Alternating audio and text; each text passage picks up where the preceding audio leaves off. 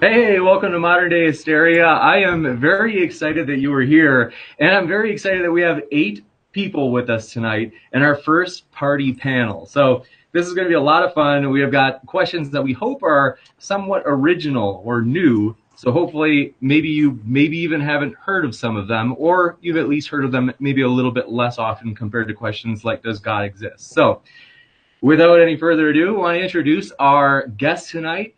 We have, like I said, 4 theists and 4 atheists, and they're of different stripes. So that's why I think this will be a good time, is they'll be able to share different ideas that they have from their unique background. So I'm going to start with the Atheist Edge first. So Jim from Atheist Edge would love to hear what you are doing at your channel right now. Hey, yeah, I'm Jim Hall, Atheist Edge. My other half, Courtney, was just on Objectively Dan last night, I think, or night before, down in Austin in person. That was really awesome thing. Go and check out Objectively Dan. She's got a psychology background, so they talk about the psychology of belief and faith. Right now, we're right in the middle of a 7-part critique of J. Warner Wallace's Cold Case Christianity. He's a Christian, a former homicide investigator that uses that to talk about the historicity of Jesus and the legitimacy of his miracles. So I got a lot of atheist YouTubers to be a part of that. Surus is one of them here, and we're doing also we're planning an expose on homeopathy, and we're doing an adaptation of a rewrite of The Emperor's New Clothes from a atheist perspective. So we got that coming up. Awesome. Lots of stuff. And encourage you, everybody. The links for everybody are down in the description already. Even if you don't agree with them, I encourage everybody to go over, check it out. That way you can at least understand what they mean or where they're coming from. So next, we have Mr. Brass. So Mr. Brass is actually a theist, but a unique kind of theist. So Mr. Brass, if you want to introduce yourself, just specifying what kind of theist you are, as well as just sharing about what you're doing at your channel. Hello there. I'm Mr. Brass. I run my own little channel. I basically do philosophy and history, and I go into occasionally some scientific papers, although that's not really my thing.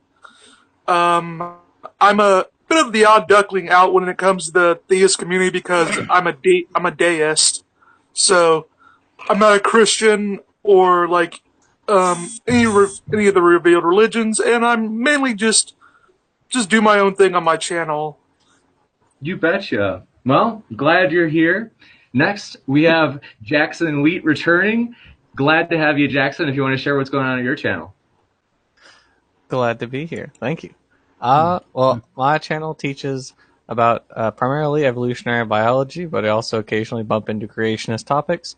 Right now, working on a series on dinosaur phylogeny, starting with the ancestors of dinosaurs, working our way up to the final group, which will be a secret, unless you already know. So, really just that, and doing school stuff also. Got finals coming up, so that's unfortunate. Busy time, I'm sure. And we also just had Standing for Truth just entered. So Standing for Truth, happy to have you here. We just heard from your rival, Jackson Wheat, and so would love to hear from you, Standing for Truth. What's going on at your channel? Glad you're here. Hey, thanks for having me on, guys. I'm excited for tonight. Nothing too crazy going on my channel, just the usual. Few new discussions, new obviously video clips. Certainly excited for this. Excited for my discussion with RJ Downard, I believe on Wednesday. Nice to see that he's here as well. Yep. But yeah, I'm certainly excited. Excited to obviously talk and share ideas with all you fine gentlemen. Awesome. Yeah. Thanks. Glad you're here. And next, we have another newcomer, Surus. Really glad to have you here. Thanks for joining us tonight. Would you like to share what's going on at your channel? Sure thing. My channel is called Surus the Skeptic. I have a few different shows on there. I've got LHack, it's called Let's Have a Conversation, where I go into topics about philosophy. I have Dangers of Woo, where I tackle pseudoscience. And then I've got your standard video responses, because apparently your skeptic card gets revoked if you don't do those. Awesome. Really glad to have you. And another newcomer, Jonathan. Very glad to have you here. Would love to hear what's going on at your channel, Jonathan. And Jonathan, by the way, he's a theist, so I've been kind of flipping back and forth with atheist and theist and so forth. So Jonathan is a theist. Glad to have you here. All right, thank you for having me. Well, my name is Jonathan Sheffield, and over the last probably 2.5 years, I've created cartoon animations on my channel dedicated to the subject of New Testament textual criticism, explaining how we got the text of the New Testament. I actually have an upcoming debate with Dr. Carrier on his blog on the long ending of Mark on December 10th. Over the next probably 6 weeks, I'll be recreating the entire debate with Dr. Carrier from the blog into a cartoon animation. Awesome. Well, glad you're here. And RJ, returning after your debate with the controversial Kent Hovind, and as well as, that's right, Jackson has as well. So glad to have you here, RJ. What's going on at your channel? I continue to do my evolution hours every Wednesday, which is basically on evolution and science issues. I bump into creationism that way. I probably discuss more religion concepts on Twitter, where I have that and where you've encountered me. So, and I am currently writing with Jackson a new book, criticizing the Answers to Genesis Answers book series, and with a little bit of luck, we'll have that one out next year. Awesome. Which is not far away. Yeah. Definitely. Well, glad you're here. And then last but not least, we have Nephilim Free. So he's been on YouTube for a while, a long history on YouTube, and glad to have you here. Can you share with us what's going on at your channel? Thanks for having me. It's going to be fun to be here. My name is Evan. I go by Nephilim Free on YouTube. I opened a channel back in 2007. I do Christian apologetics. I do largely discussion about the scientific invalidity of evolution theory and evidence that intelligent design and special creation are both true. Although I do discuss scripture and the history of Christianity and philosophy some. I enjoy debate. That's probably my favorite thing, is to debate creation versus evolution. And I consider myself a young earth creationist, fundamentalist, non-denominational Christian. That's a mouthful. And so thanks for having me. Looking forward to being here with you guys. Yeah, thanks for being here and boldly wearing the badge of fundamentalist. That's impressive. Most people shy away, but you could say you're putting the fun back in fundamentalists. So glad you're here, Nephilim Free. And next, we're jumping right into the question. So I'm going to largely step back, and I'm excited to hear your guys' ideas. I might jump in a little bit to maybe share an idea, but my goal is to kind of let the conversation go as freely as possible. And the first question actually is, it's commonly debated, oftentimes among Christians, but also atheists will jump in the debate, on whether or not, and so these would be out of order because I sent a lot of you guys the questions and we're kind of jumping around, so they may not necessarily be in the same order, just so you know. But you did see this question, which is that normally people ask, if, let's say, creationism is false, does that falsify Christianity? And some Christians will say, well, no, it doesn't, because we think that evolution fits just fine within the scriptures. But I'm kind of curious, what does it follow theoretically? I know that a number of you, I think most of you actually, would say you don't buy special creation. But theoretically, if it were granted, what would follow? So namely, if there were a young earth, let's just say we'll start with that, and there was a global flood, only granting those two things, what would follow? Namely, like, what religions should we narrow it down to? Or maybe we shouldn't even narrow it down to a group of religions that are possibly, you could say, reporting that that's the way we came from. Maybe you would say maybe atheism is still tenable on a young earth. I'm kind of curious what your guys' thoughts are on this question. Nobody want to tackle that one? I will. Go ahead, RJ. Yeah. The argument kind of went in a double direction in there. If the global flood, as described in Answers in Genesis, is actually a physical phenomenon, then yipes, it's God of Abraham religions, because nobody else has that in their doctrine. And that would be absolutely spectacular. The evidence isn't that. So that's another issue of whether or not Christianity requires that. Most Christians have managed to accommodate the geological system. They managed to accommodate heliocentrism. They managed to get past flat Earth even before that. So there's been an awful lot of goalpost moving. On the old Earth creationist side, has no problem incorporating the Big Bang into their views. So it's very most religions that have had any legs have ways of accommodating new material and kind of looking to the side about the stuff that they regret from other times. So if you could argue that the Christianity of Francis Collins is not functionally falsifiable, the Christianity of Ken Ham is, because he's making empirical statements about the universe. So there's a gauntlet thrown. I would say that it's true that the creation is so infused in a fundamental way in the Christian scriptures that it's absolutely necessary to the gospel of Jesus Christ being true. If it weren't true, then even the statements of Jesus Christ, where he said, "Have you not read," referring to the Moses Genesis creation account, that he who made them in the beginning made them male and female, even the words of Jesus Christ would be refuted if evolution were true. Fortunately, we don't have to worry about that, because creation has been intelligent design has been so scientifically verified today. But it is true that that's a huge subject. I think by the scientific data relating especially to genetics and the fossil record and geology. Can I finish my statement, please? I would say the most profound evidences for that would be the evidence from genetics, the evidence for the fossil record, and the evidence of the geological evidence of the Noahic flood. All right, we'll let Jackson take on that.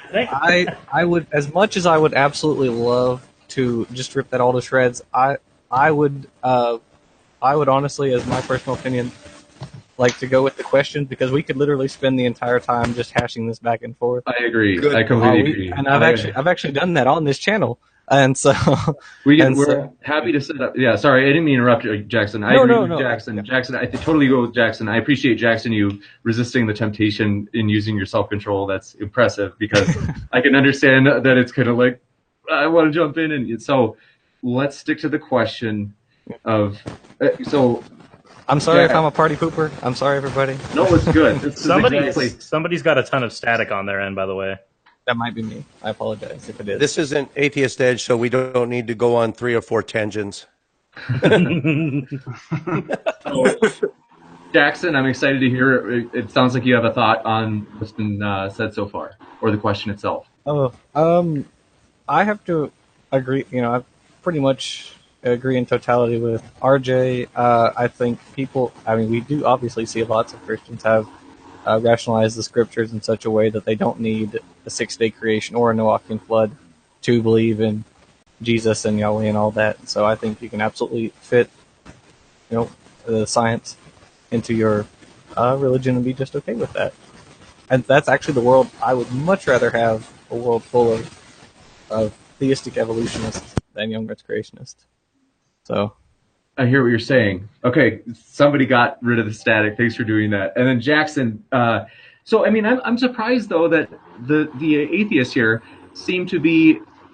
I would be more skeptical. I don't think it would have to follow that an Abrahamic religion is true, because, for example, I'm not sure that you couldn't have some sort of atheistic universe in which you have a young Earth that happens to have a major flood. I mean, like, does that seem? I mean, maybe you would say, well, it would strongly corroborate these scriptural, the Abrahamic scriptures of Islam, Christianity, and Judaism.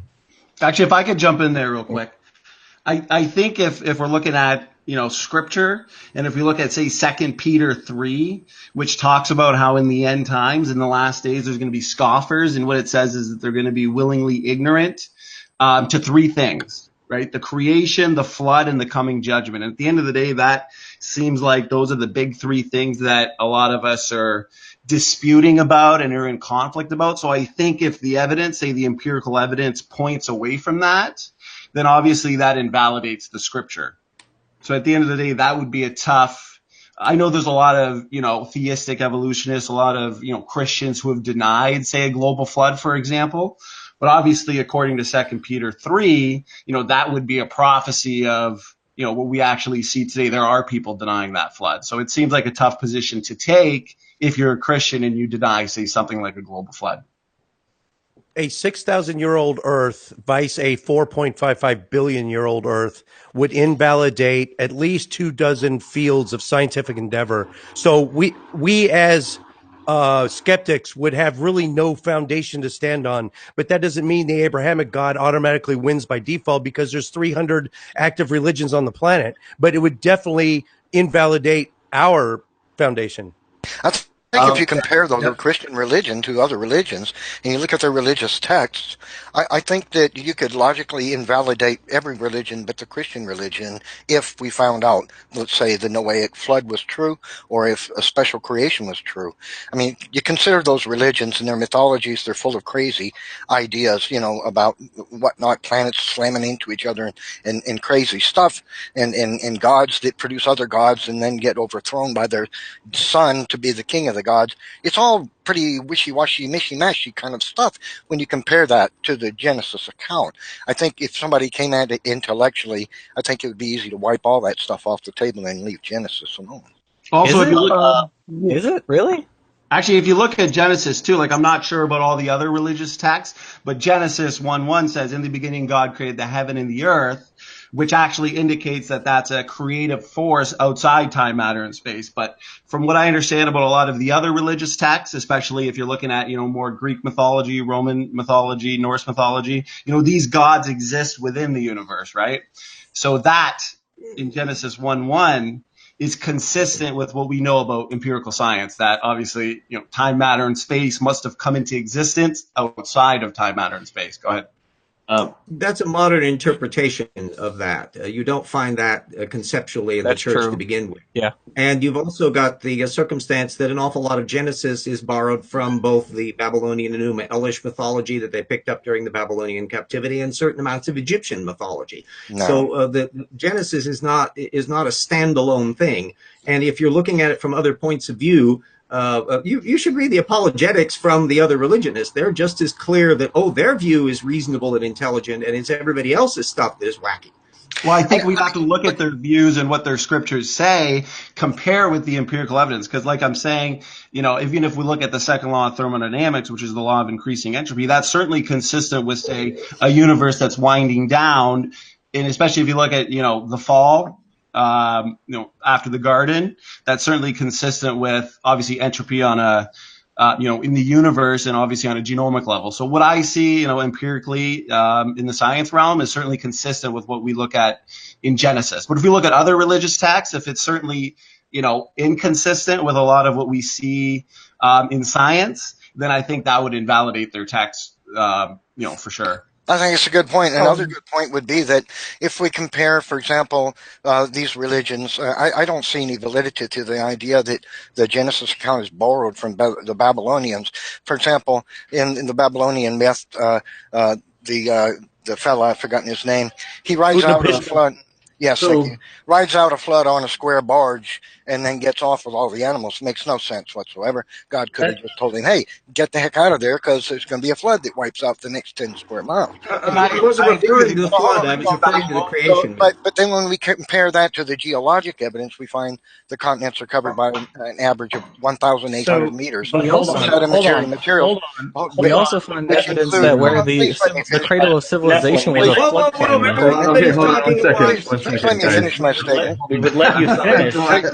Nephilim, I think you mean Nephilim. Hold on, Nephilim. I hate to cut you off. I'm really sorry, but I think so. I know that James Downard suggested that it was borrowed, and we know that for sure you disagree with that, and you've kind of already elaborated on and why. And so it's like, I'm not trying to say that you're wrong. I'm just trying to say, like, it's clear that you're alluding to the idea that you have a response, and I just don't want to get bogged down on that topic. And so I'm really sorry to kind of stop you, but I wonder if we try a new topic, if we might, it might go a little bit more without getting too rabbit holed, but I have a feeling it may not. Rabbit holes are fun. I wanted to go into a little bit. I was seeing about you guys. Obviously, I don't really have a problem with evolution or whatever, because, I'm not a Christian or whatever. And I honestly think that, because I've watched Hugh Ross's stuff. I've I've listened to Michael Heiser. I've subscribed to Sentinel Apologetics with Robert Rowe and all that. You know, I don't see that. You know, we also got guys like Philo and Augustine who were perfectly able, even thousands of years ago, to see Genesis as somewhat allegorical. So, I mean, if it really comes out to, I don't really think Christians are forced to take a young earth position. I don't really see either way that they have to really force it. And so the young earth position is a recent thing. That's not a Exactly. idea. That's like 1940s onward. Yeah. Well, yeah, I mean, it's also, when you actually do look at the history, it's almost exclusively a Protestant. Like, of course, there are Catholics that are young Earth creationists, but Well, even if we mainly- don't look at Genesis, Mr. Brass, I mean, how would, taking that position, if you look at 2 Peter 3, where we're seeing a foretelling of the last days, and Peter, the Apostle Peter, is telling us that people in the last days are going to reject or deny three things, and the global flood is one of them. And if you look at the text, it's talking about the world that then was, which is the pre-flood world, being overflowed with water, perished. So there's really no other way to interpret that, especially if it's comparing, obviously in the end times judgment by fire, which is worldwide. So this would have to, by comparison, also be a worldwide flood. So how do you reconcile that with obviously the obvious text here we're looking at in Scripture? Go ahead. the one way that you could reconcile it, honestly, is to understand that Peter was written in the 1st century. This is not a text that was written around the same time as any of our texts written about the global flood. So if Peter is assuming the global flood as a reality in the 1st century, when there was not as much when there were not as many ways to actually verify that this happened, when he was just pulling from the oral and written tradition and pulling his scripture from that, you can easily say that he was working with information that he didn't necessarily have all the pieces to. That's not very hard to do. You have been working with the Genesis account, which clearly speaks of a global flood. I mean, the text is absolutely clear the event was a global one, and the statements of Jesus Christ acknowledged it was a real geologic event. So it would invalidate Jesus Christ, and it would invalidate the Genesis account, which clearly tells us of a global event. Especially if Jesus says, at the beginning of the creation, he made male and female, indicating, Adam and Eve. But if, the beginning of the creation was, say, billions of years before that, then obviously, Jesus was obviously mistaken, or he was lying. So I think that's a pretty strong accusation towards Jesus. I would argue that he probably would be more mistaken than lying, honestly, but I also come from the viewpoint that Jesus was just a prophet, not necessarily the true Son of God with all of his abilities and all of his knowledge. So him being mistaken is fairly consistent with just a historical look at the text. I guess what my question would be then, would you say, looking at the text, obviously if you just look at it as a story and Jesus was a man, but looking at the text itself, isn't it clear that Jesus, I know you say he's mistaken, but isn't it clear that he was talking about obviously a young earth, if the creation of Adam and Eve were the beginning, and if he's speaking of a global flood, especially in 2 Peter 3. So Scripture in the text is clearly talking about a global flood and a young creation, isn't it? Even if he's mistaken, is my point. Well, it would. Yeah, I think that's a fair assessment, that the people who in the early times spoke of Noah as a real person, but it isn't really the case that any of the people in the New Testament had a clear sense of chronology on this. This is why, as the scientific method developed in the 16th century on the upcoming geologists and all of the other scientists, most of whom were very deeply religious, from Nicholas Stano through to Adam Sedgwick, they had to grapple with the data they were seeing and how to fit that into a framework. But any attempt to treat the discussions that are in the New Testament as though they have some scientific rigor to them is just doomed. Well, I mean, if we look at, I'm just curious of everyone's ideas on this. If we look at the Old Testament, which talks about, God sitting upon the circle of the earth, and it also talks about how God hangeth the earth upon nothing, that seems to indicate a spherical earth hanging free float in space. Now, how would they know of this back then, say thousands of years ago, when this wasn't known until by observing anything with a telescope, which we know they had at that time. If you look at every other planet up in the heavens and you see that all the planets are consistently a round shape and they're consistently hanging up with nothing suspending them, the next logical conclusion would be that the planet that you're sitting on isn't much different. Okay, but well, I mean, obviously, guys, you have to realize that the planets are actually just sitting like close on like a dome shape, and they're just sort of like, you got flat earther here. You know, it's in the original. I mean, it's clearly we have a firmament right here, and it's just raining in. Okay, but I guess the point to be taken from that is the scriptures, especially in regards to the shape of the earth and in space, right, hanging free floating in space, it is consistent with what we know about empirical science. And if we look at Genesis 1:1, a creation outside time, matter, and space is consistent with what we know about the first and second laws of thermodynamics. So Scripture seems. Go ahead. Don't bring the second law of thermodynamics in here. That's such a colossal red herring. Yeah, jump in, Jackson.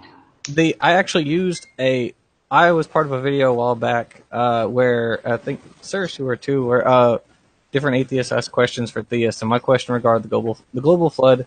And there were a bunch of theists who wrote kind of a response to this whole video. They also wrote a response to my question. Well, I used I think that was that one. I've done a few flood videos. Anyways, the point is, I used a source, which was a Christian source, talking about how it wasn't, the word that they used wasn't a sphere. God wasn't sitting on the sphere of the earth. It was the circle. And the point that he made was that if you are a person living in this ancient time and you're standing on like a tall point and you look out around you, it looks like a circle, not a sphere. So the word that they use is circle for that reason. The earth is not a circle. A frisbee is a circle, right? Not a sphere. Someone in the live chat just said that they're a theistic evolutionist, and it made me think. I was thinking about Hugh Ross and some of these prominent theistic evolutionists. So, how does for the believers here? I mean, is that a valid point? And to me personally, I think that's a non-overlapping magisteria. I think it's perfectly compatible because all that's necessary to maintain your Christianity is that Jesus Christ was the Son of God. He did resurrect after 39 hours, and he did die for your sins. Anything else is superfluous, right? Actually, yeah, I would agree with. I can just respond to what Jackson said too, because I'm not sure if we agree on this, but obviously there's no such thing as a circle, say, in real life. Right, and I think if you take even one geometry class, you're going to realize that because a circle is a two-dimensional object, but every object in this world has three dimensions to it, right? So technically, a circle is just a theoretical shape. So the only way we could describe a circle would be based on man's perception. That's a three-dimensional object. Well, even if the Earth is 1 inch thick, it is no longer a circle. So the definition of a circle is a two-dimensional. That's parsing.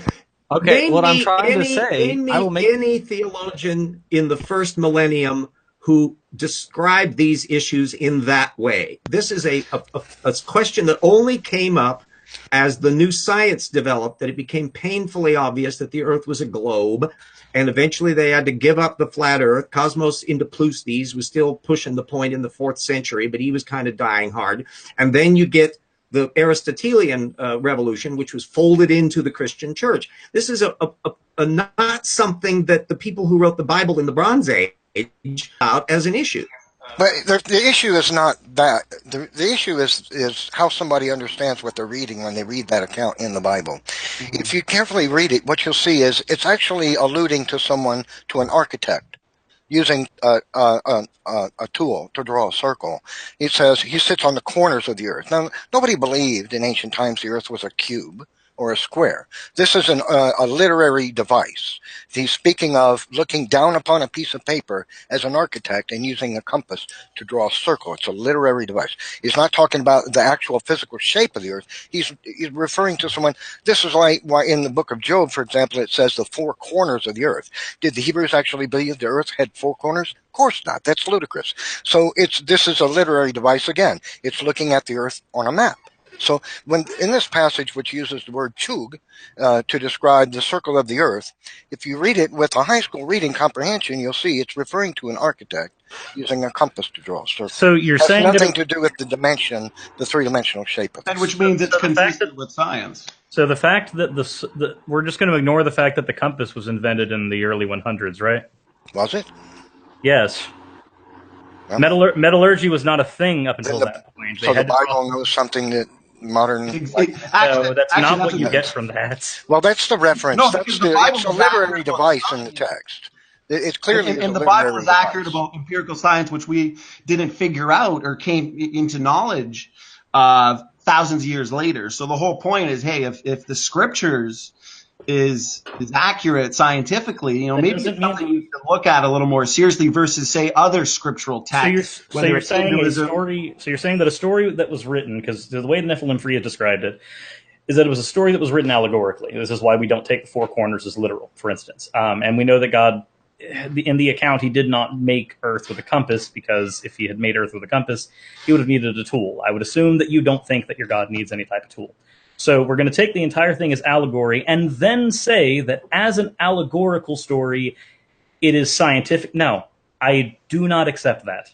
Well, no. All he's saying is, just like we use figures of speech now, like the weatherman's going to say, you know, the sun's going to rise, the Yes, sun's and I'm- going to and I'm set. saying that Obviously, the that's figure of speech, and the using- Bible uses the same thing. I'm saying the Four figure. corners of the But earth. you're using both at once in this instance. You're Yeah, saying it's you're- both you're a figure saying of it's speech both. and literally true. That cannot happens many be both. times in the Bible. I mean, look, God didn't Yeah, tell it's us wrong to a lot check of our times. That's not God me. God didn't tell us to check our minds at the door when we read the Bible, and the Is author that, didn't. And yet you is do. that figurative So, or literal, though? The Bible is a literary work, and it's to be taken literally. There's historical narrative in it, there's parable in it, there's allegory in it. I mean, if we just read it as a literary work, we can. It's not too hard to see that this is a literary device. God's not looking down on four corners of an earth that He made. I mean, so why would we believe that So, He's not referring In to? that Hold on. case, in the case of the four corners, is that literal or not literal? It's a literary device. That So doesn't it's not answer the literal. We're reading it literally, but we're taking it appropriately as a literary device in that sense. I think it's obvious. So So I the put on my answer is God not. glasses before I read it, So so I it's can not literal. realize that it has Okay. both a figurative and a literal meaning. Can you imagine how many times in literature the term four corners of the earth is used prior Because to it's a 1,000?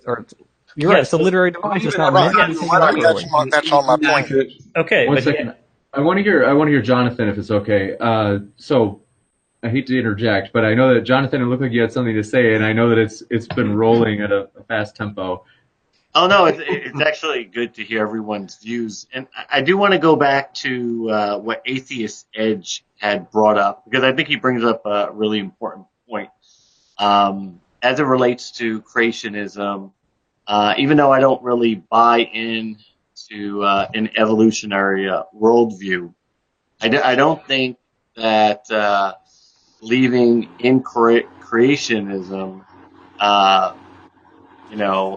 falsifies Christianity or not. I think everything's dependent on the resurrection, as he pointed out. So it really gives Christianity, from that standpoint, a falsifiable event there, because that's where we can really look at and determine if Christianity is true or not. So, for argument's sake, if creationism is wrong, that doesn't falsify what the Christian method says, because it really is all dependent on the resurrection.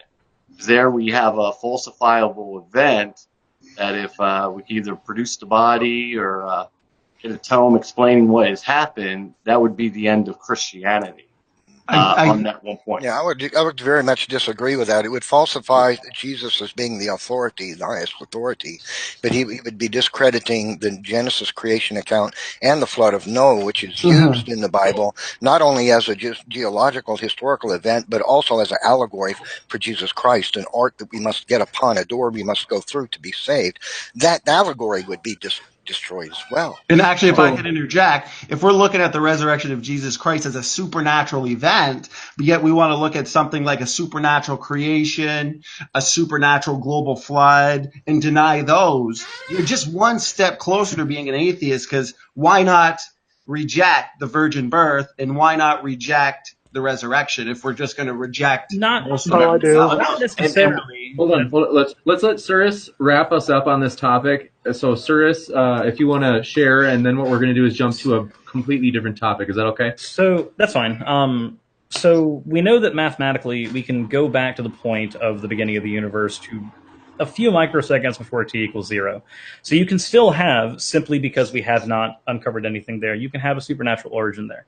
I have no issue with that. I'm sure that most of the people here wouldn't have an issue if that happened to be the case. I have an issue with you saying there is a before t equals 0. Well, unfortunately for there to be something instigating something after t equals 0, there has to be some type of before. As nonsensical as it is, Right. I agree it's nonsensical.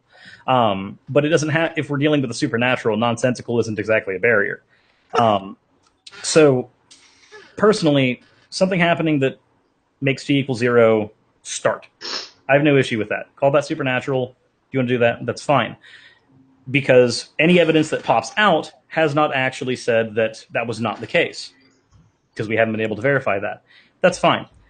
When you have something like the flood, though, you have a different thing. With resurrection, we have an issue not unlike t equals 0. We don't have enough data to verify one way or another. So if you want to posit supernatural, that's fine. With the flood, supernatural or not, it would leave geological evidence. And with the flood leaving no geological evidence of that flood happening, you then would have to go, okay, maybe that is not the case. And that's why a lot of Christians who actually deal in geology or in biology or in history generally don't have an issue with accepting a lot of Genesis as allegory, because they realize that some of it simply cannot hold up to the modern rigors of science. You want to have the beginning of the universe being supernatural? Again, that's fine. We have not discovered something for that. That has not been verified. Keep it if you want.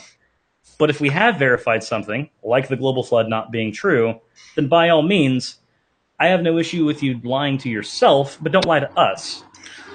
Well, I would say that the opposite of the truth. Hold on 1 second. I hate to do this. I'm sorry. I know that everybody disagrees. I know that everybody has a response for the other side. But like I said, I was going to let Cirrus wrap this topic Good up. question. And I think to leave what he said hanging, I think it'd be appropriate just to at least let Nath respond, because obviously he just completely, I guess disregarded a global flood. But then we just can for say Nath the to same give a thing to brief you. response. We can say the same thing to you and go in circles. I think it's better to just leave it.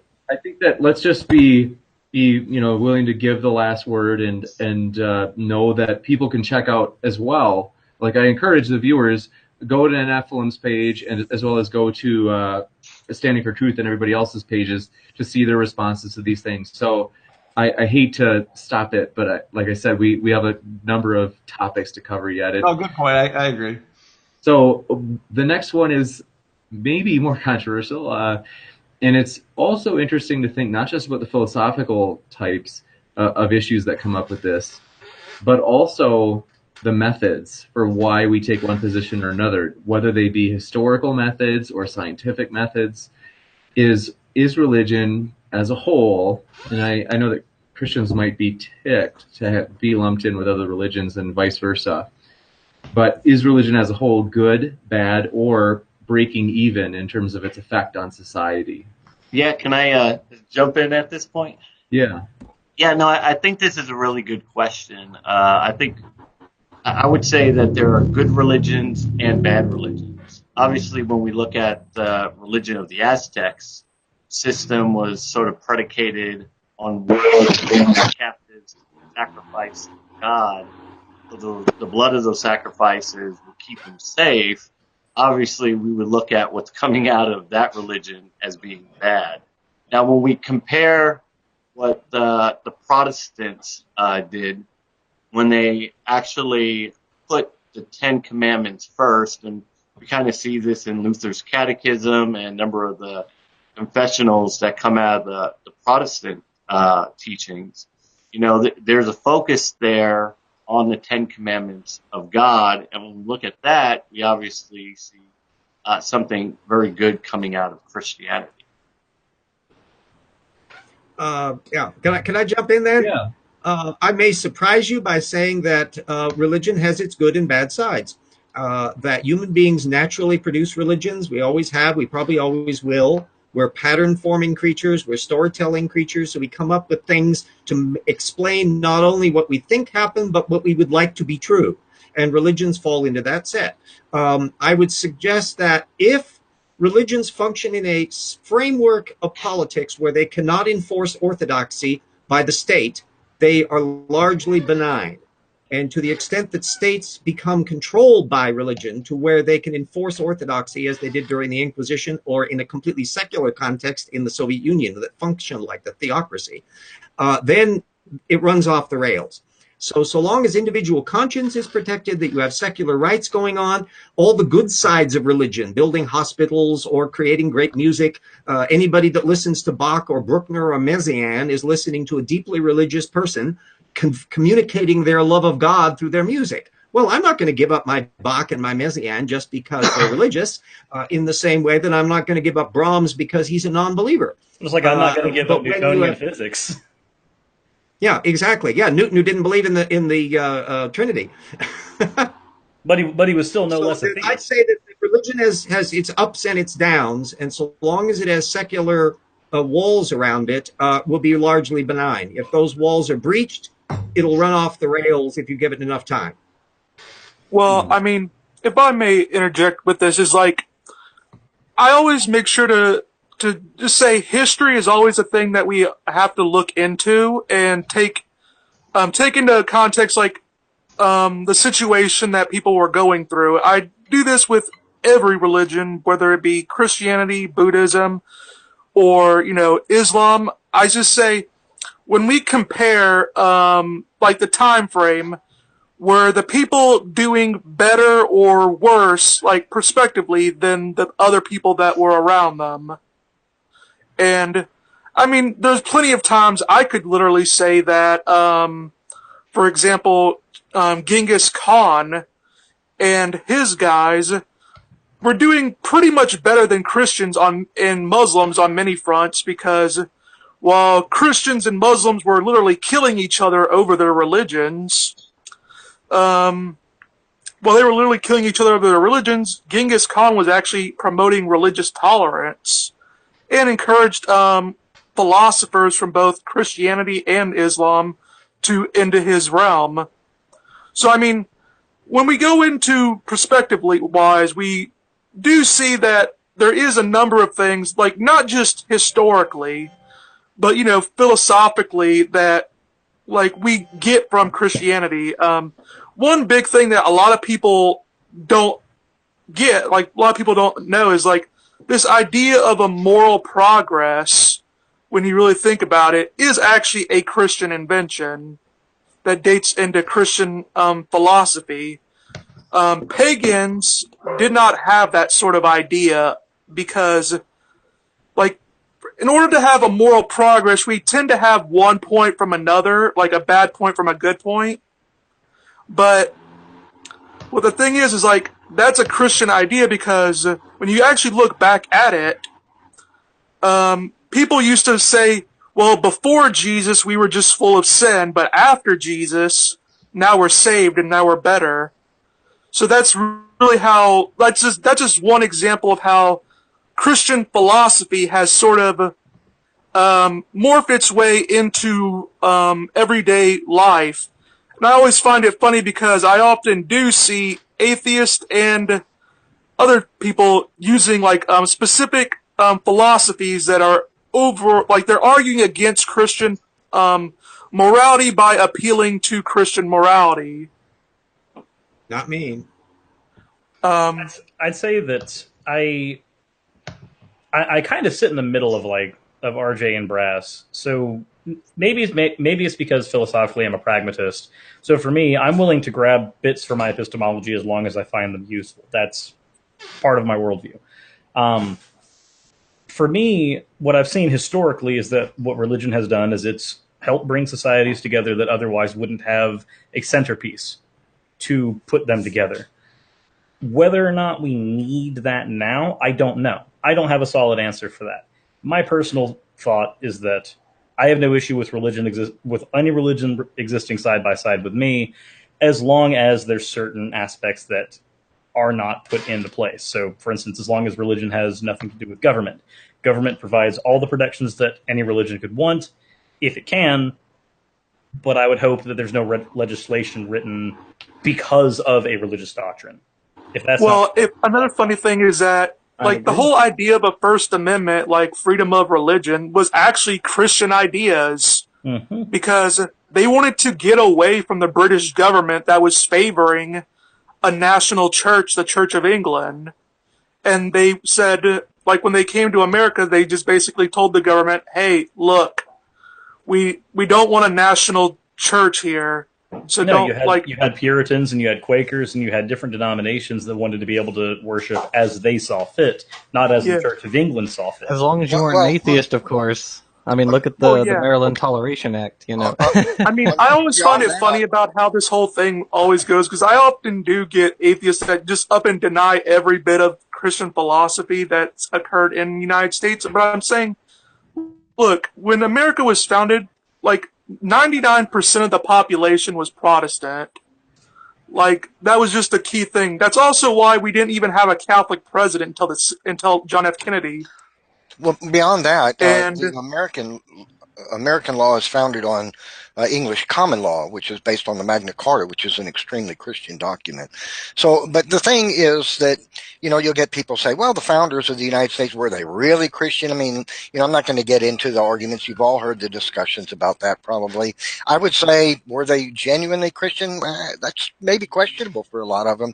Jefferson was a deist, as I understand it. So, but nonetheless, the law was based on Christianity I think to a large degree. I don't think that they followed through with the Christian ideal very well after that, though. We can probably all agree that favoring one religion over another might not be the best thing, and it's better for everyone if Congress shall make no law respecting the establishment of religion or inhibiting the free exercise thereof. If they're all on equal footing, and just like Sarah said, they're not injected into government, because it's better for everyone. Can we agree on that? Well, yeah. I mean, personally, as you know, people would know that I'm a libertarian, so I'm against government having a lot of power to begin with, and I think that's also why, like, when you get Christianity or you get really any religious person or anyone really into politics, that's when if you have a government that has just so much power, then no matter who you get in, whether they be religious or non-religious, that opens up the door for it to be abused. I agree. If there was lesser power, I mean, if there was lesser power or less enforcement, it wouldn't be as big of a deal, because there would be more checks and balances put in place to prevent that, whereas we just don't have that as much today. Could we say that that's a pretty valid point? Perhaps the spirit of Maimonides is needed. I wouldn't be on board with a Christian theological state myself. Even Christ wouldn't have. Jesus said, somebody bring me a penny. And he said, whose inscription is that? And he said, Caesar. And he says, handed it back to him. Says, give to Caesar those things that belong to Caesar. Give to God those things that belong to God. So according to that statement, the ideology of Jesus would not support a theological state run by man on the earth either. He's got that planned for the future of the world. He wouldn't want man trying to institute that in this. I wasn't expecting to say this tonight, but I agree with Nephilim Free. I think it's funny, James, because you started this question out with, you know, this might be a more controversial issue, and yet everyone's agreeing with each other.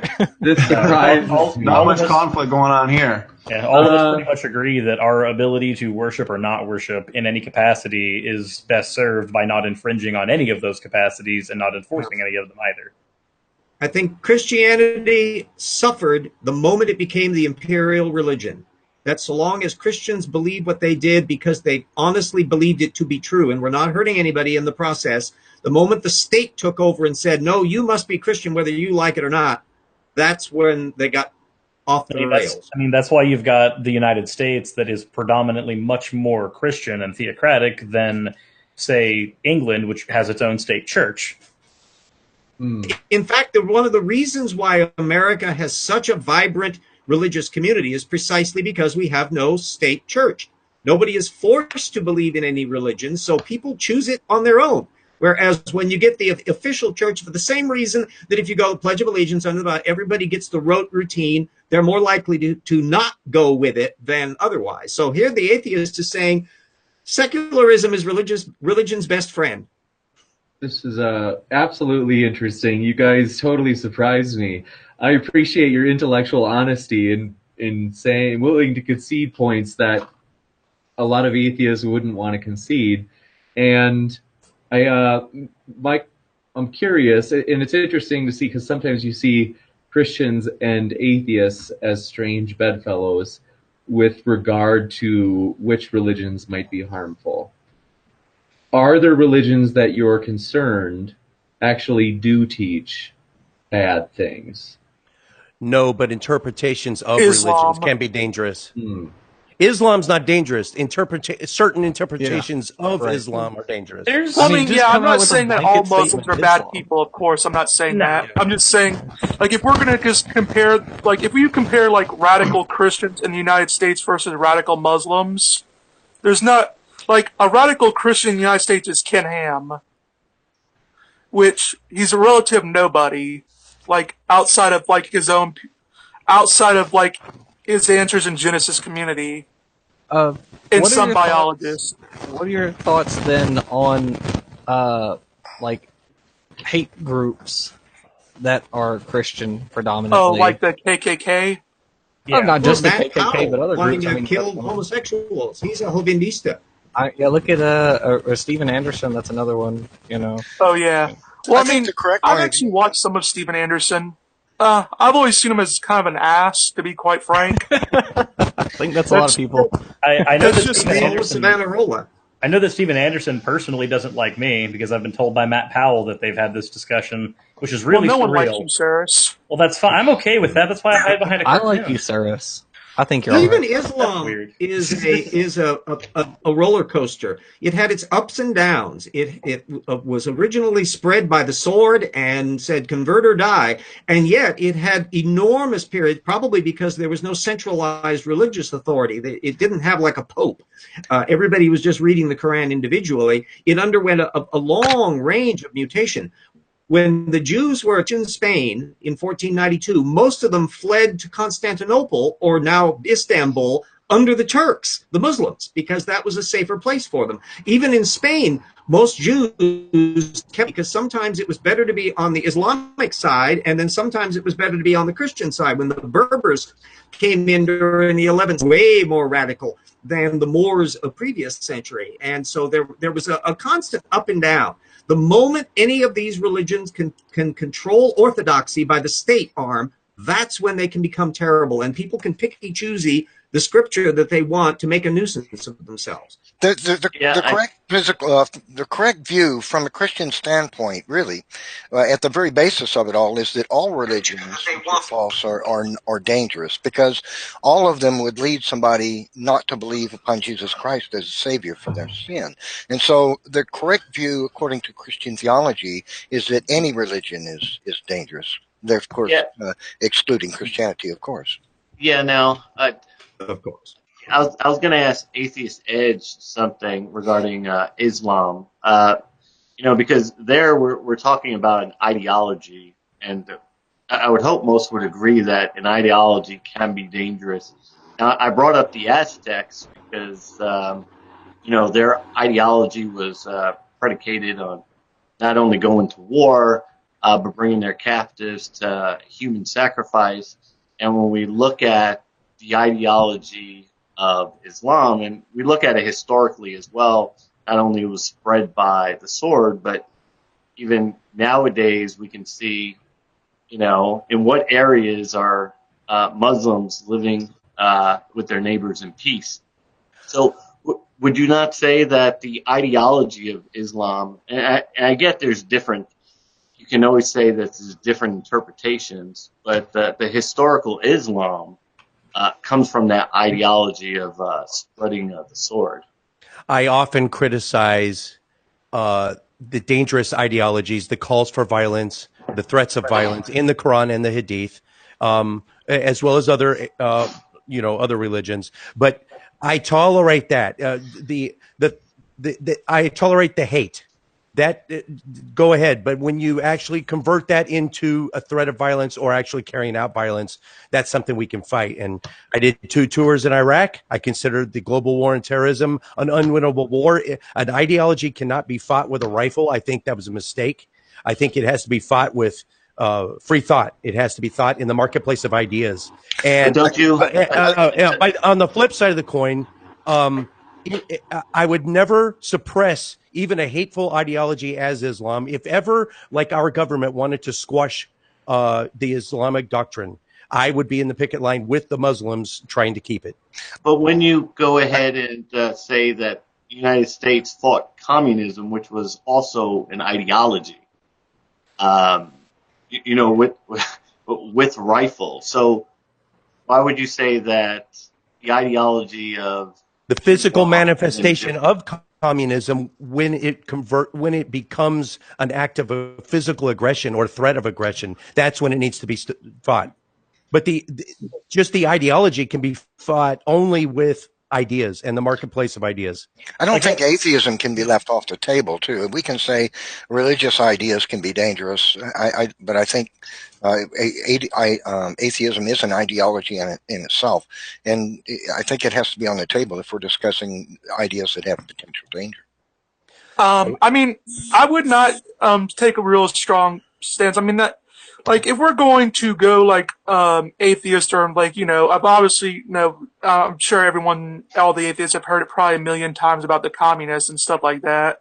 But I mean, like, I would say that can atheists be assholes and do things like on the level of killing people for just being religious or something? Yeah, I don't see there's no logical contradiction in that.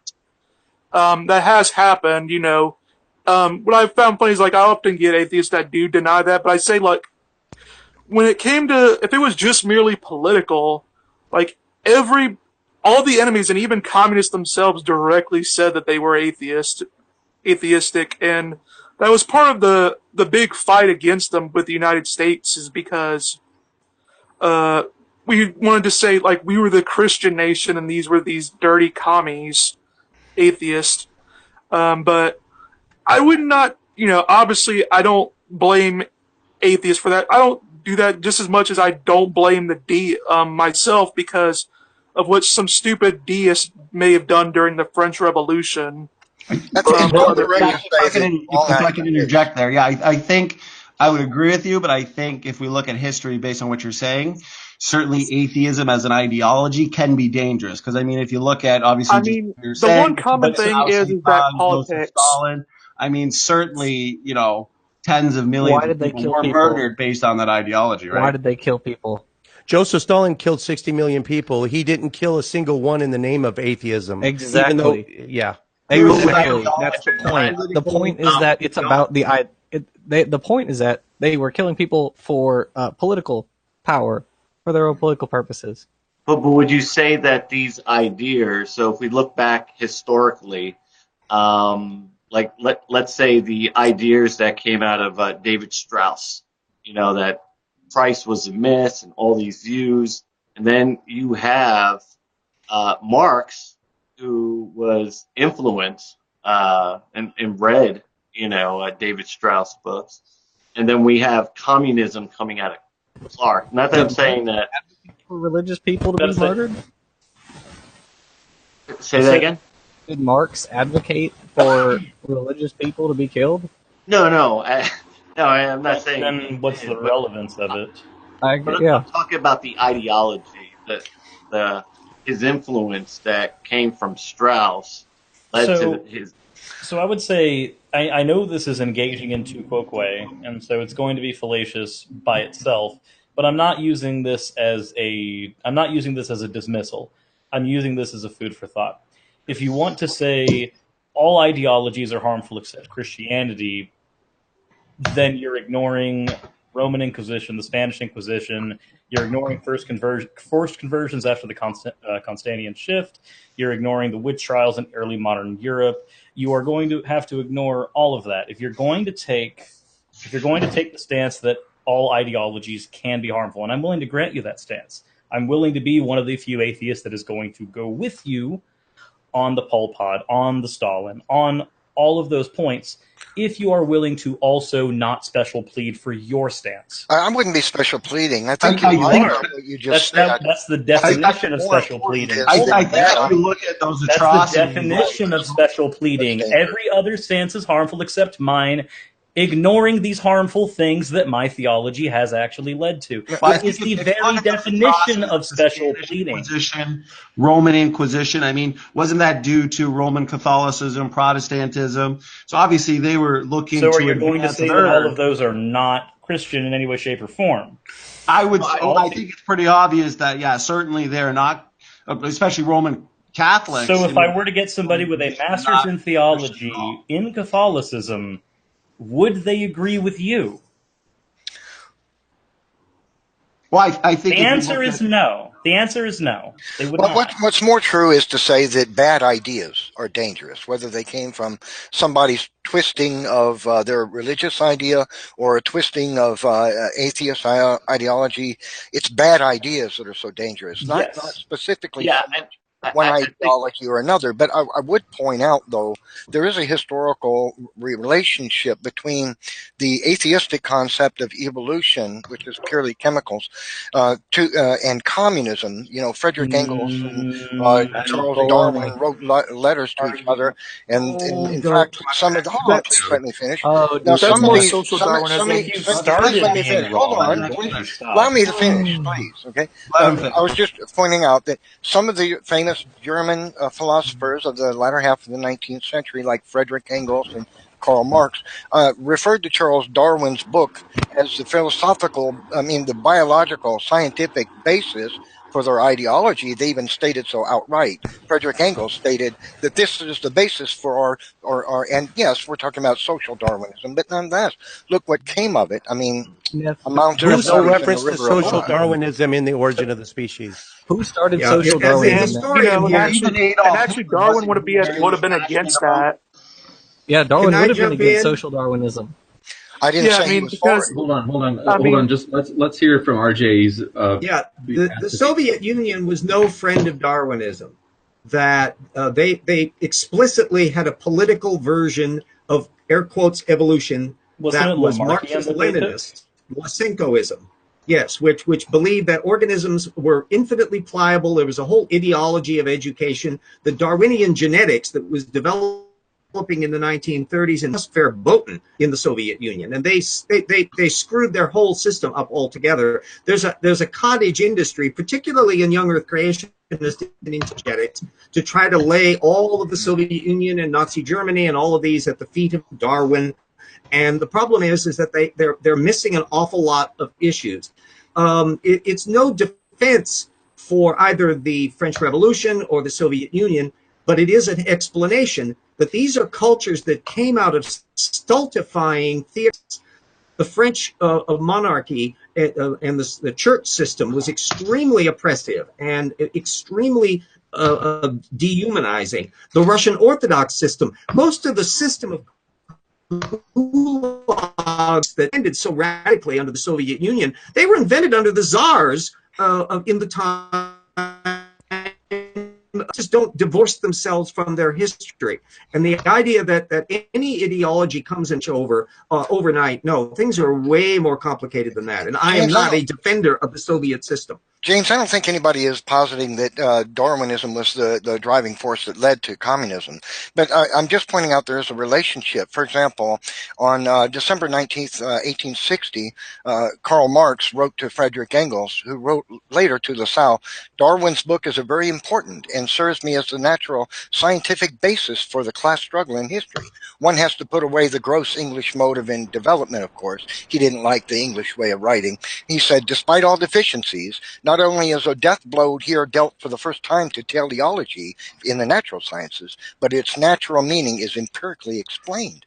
So there was a profound connection between Darwinian evolution and the developing philosophies of the German philosophers of the latter half of the the 19th century, which were highly influential in communist thinking. Nobody's saying it's the basis for it. I'm saying there was okay. Well, then, if you're willing to concede that the Nazis built some of their anti-Semitism on Martin Luther, then we can have an equal playing field. Why not? Oh yeah, I can. I mean, what I find actually funny about that, because I actually have read a little bit on that, and I actually do find funny about how, funny enough, Jews pretty much just have, if you just look at the history, they've pretty much been screwed over by both Muslims and Christians throughout history. Yeah. And funny enough, even by the communists. So, pretty much just everyone's going after them. Officially not anti-Semitic, but in practice they were extremely anti-Semitic. Well, yes, pretty much, no matter who gets under power, the Jews are pretty much screwed. But bad harvest, blame the Jews.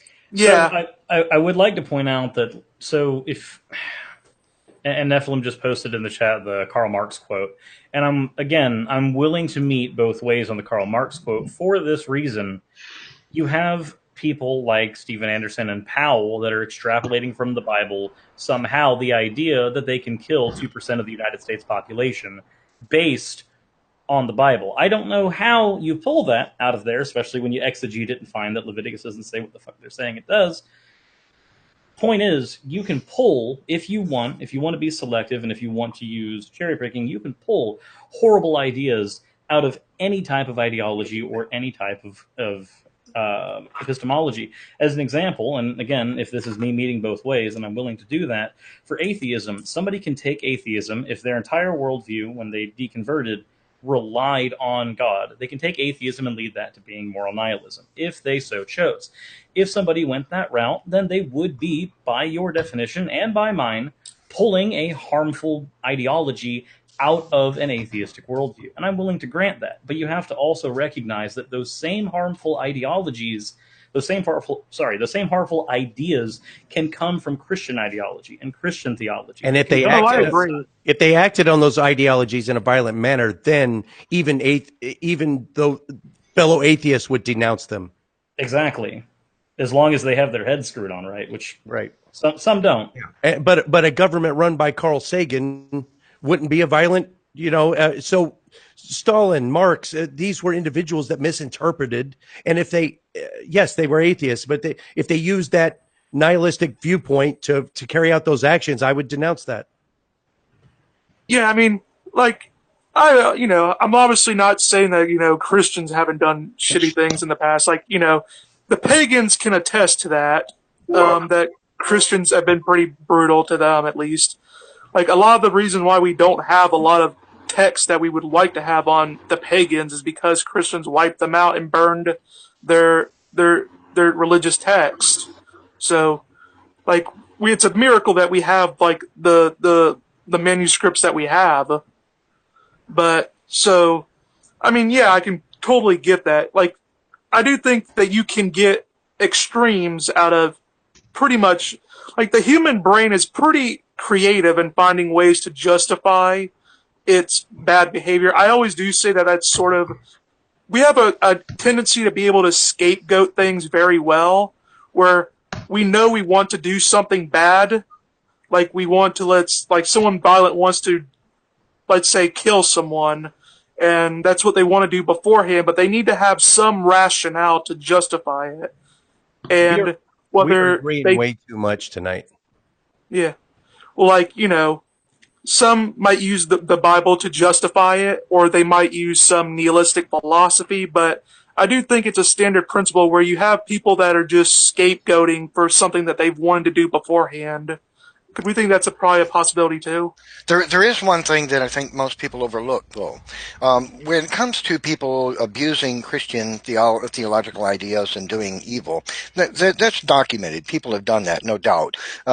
Jim Jones, the Roman Catholics throughout the Middle Ages, etc. But here's a fundamental difference that people tend to gloss over: is that atheism and evolutionism are both purely chemical ideas. There's no soul in the soft machine, according to an atheist. Human being is just a soulless bag of matter. There's no, let me finish, please.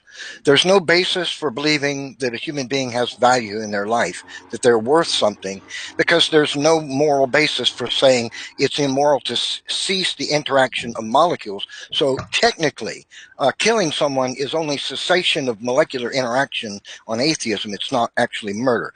Now, if human being is an evolved creature, that's a pure chemical process. Neffy, That's Neffy, chemical purely. I'm stopping you process. right there because There is a You've- hold on, let me finish. There is a Nephilim. connection ideologically between the two that tends to be overlooked. Okay. It doesn't tend to be overlooked. It just happens to be that the small subsect of people that think that are so outside of the sphere of correctness, they're not even wrong. Well, you don't believe you have a spirit, do you? If you're an atheist. Hold on. There's a way to parse that out. So you don't believe you have a spirit. Me personally, no. But do I not believe I have a spirit because I'm an atheist? Absolutely not. There are atheists that believe in a soul. There are atheists that believe in some type of ultimate morality. That's not consistent, though. It doesn't matter if it's consistent. Neither is your worldview. There are things such as property dualists like Thomas Nagel, who is an atheist, and he takes the idea, like, he doesn't believe in a soul either, but he does take the idea that there's an immaterial aspect about human beings, and he's the mind an atheist. outside the brain is one thing he posits, correct? Yes, it's sort of like, I wouldn't say that. He more or less just says, like, there's properties of the brain and their part of them is, like, immaterial, but it's ultimately still in the brain. Like, the reason that I bring that up, Nephilim, is because there are atheists, and I've met them, who believe in a soul, who believe in a supernatural realm. There's nothing saying that those things must be tied to a god. Atheism deals with only one thing, and that is what your truth value assigning is to the proposition of theism. If you assign it false or disbelief in this sense of weak atheism, that's all it means. The supernatural realm does not have to follow from that god. So I would make a suggestion, if possible. Mayhap you not tell atheists what they think, and let them tell you what they think instead. And maybe you'll come to common ground more often. Well, you've already acknowledged that you don't believe you have a soul. No, I've acknowledged. No.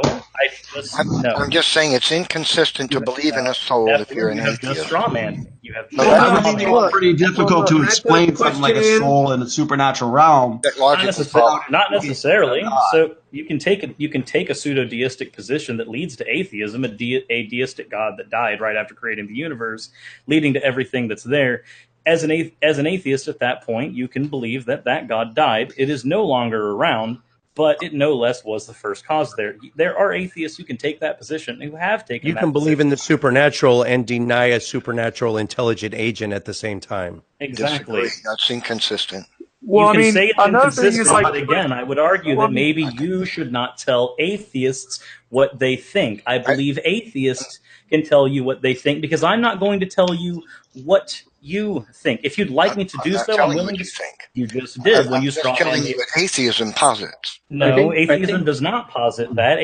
Okay, find me the philosophical literature where atheism posits a denial of the supernatural. I don't need to go to literature. Yes, you I can do need to go to it. One second. I think that maybe what Nephilim, maybe like to put it in other words, maybe would suggest that the most plausible form of atheism is naturalism. And if that's the case, which I think most of us would maybe agree not with most plausible, but most common. I think the most non-contradictory form of atheism would be natural. I agree. One second though, do you think atheism is nonsensical? I do. I know you do. I think it's non-science. I'm asking for the other. You're trying to stir up the pot, aren't you? Hold on. The only reason I say that is because I'm not trying to be a trickster here, but I know it was a joke earlier, and I'm not like bristled by it, but I can't help but bring it up because I know that. So I think somebody made a joke earlier, and it made me smile. Someone said that when you're talking about supernaturalism, it's not so different from the nonsense. It's not. I think Sura said it's not bounded by the sensical. It's or the nonsensical.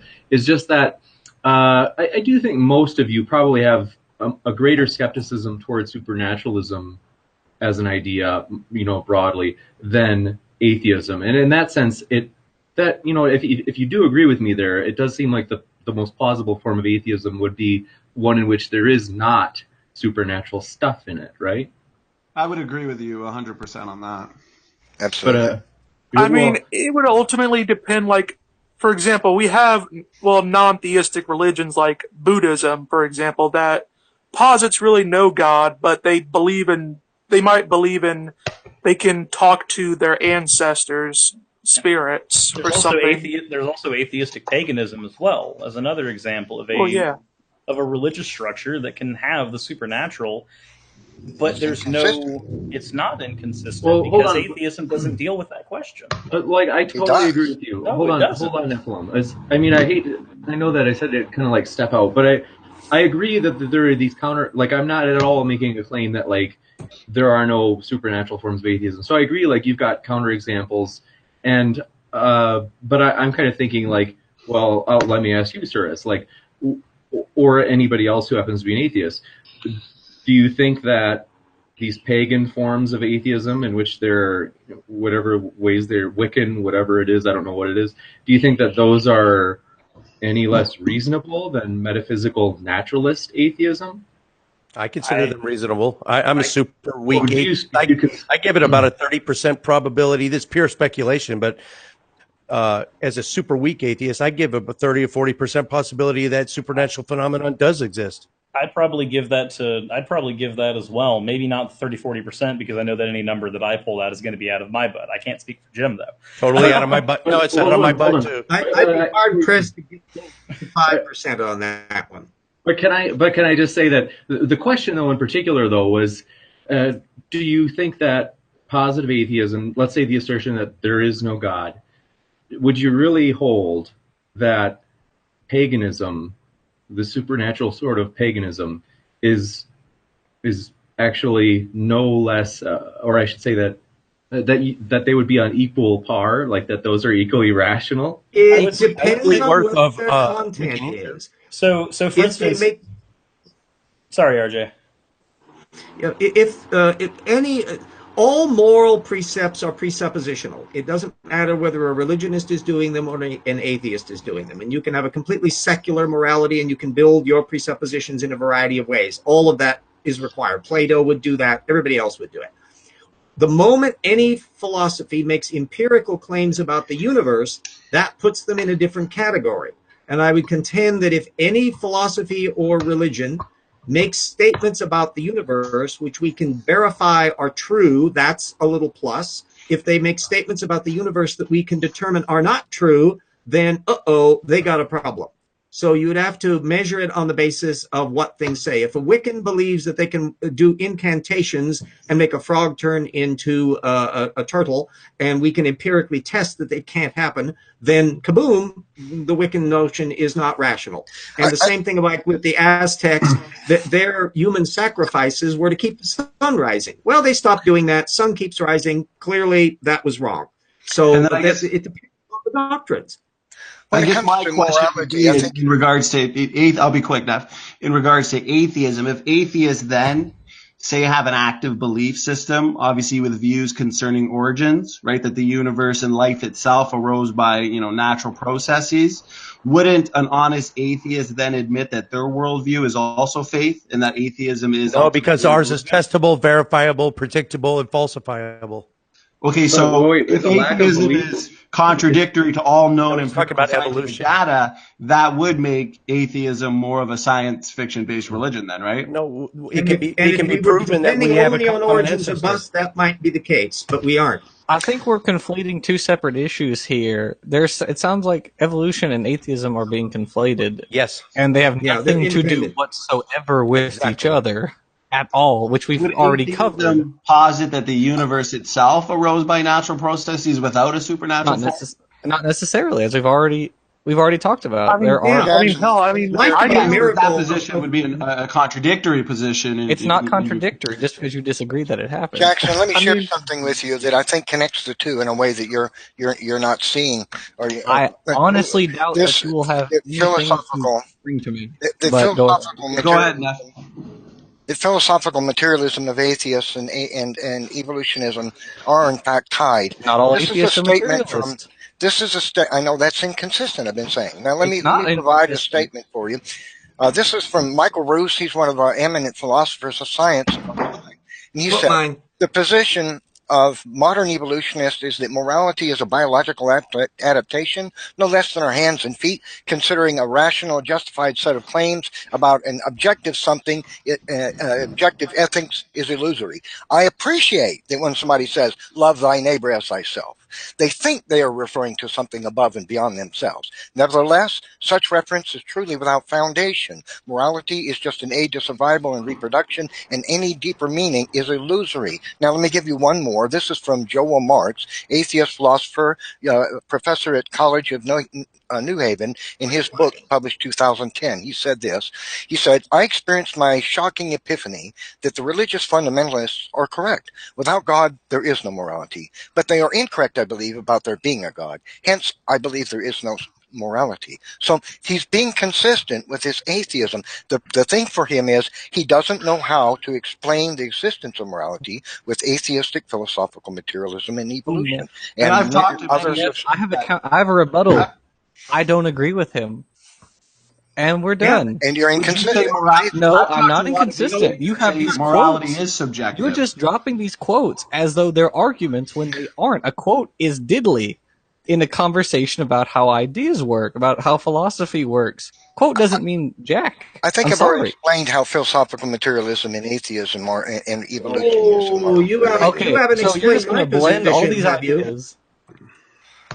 Go ahead, Archie. There's no. Why am I an absolute moralist, Nephilim? I don't Have you know ever what bothered to mean by ask you're me? an absolute moralist. I believe that there are some things that are intrinsically wrong. That in all universes, for all entities, in all circumstances, owning other sentient beings is in principle wrong.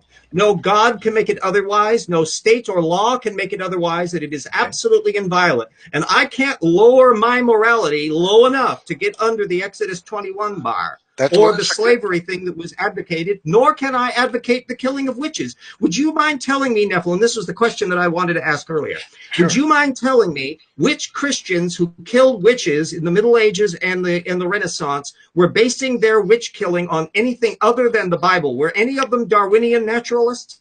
Okay, so they were inconsistent with their religious beliefs, just as atheists are inconsistent when they argue against the philosophical materialism. It's an inconsistency. I accept and understand that you appreciate that there seems to be objective moral values that are unarguable. It's wrong to murder, that is to kill without justifiable cause. That taking of life without justifiable cause is immoral. But within atheism, there's absolutely no basis for that idea. It can only be found in theism. Excuse me, it's not. You can construct an absolute morality independent of atheism. Plato showed that you could theoretically do that. The Euthyphro dilemma is just as much of a problem. But I still want to know your question. Was the Bible wrong to say you should kill witches? The Bible doesn't say you should kill witches. It says God instructed someone to kill a witch. It says thou shalt not suffer a witch to live. Does. Right, that's God's decision. It's not man's decision, right? But does the Bible then tell you? But here's the thing: is God unjustified? Is that murder, or is that Is that moral justice? Are you saying that killing another human being is justified now based on their religion? Under divine command theory, that without God's direction. Let me clarify. Without God's direction, even with God's direction, I'll grant you God's direction. Let me finish, please. Without God's direction, I would say yes. So that's the thing. So what you're attempting to do is paint what's in the Bible as man's ideas are right, but this is actually a dictate from God. That just makes him a moral monster then. That just makes him a moral monster then. So now you've got to demonstrate that God is not justified for destroying that which is evil.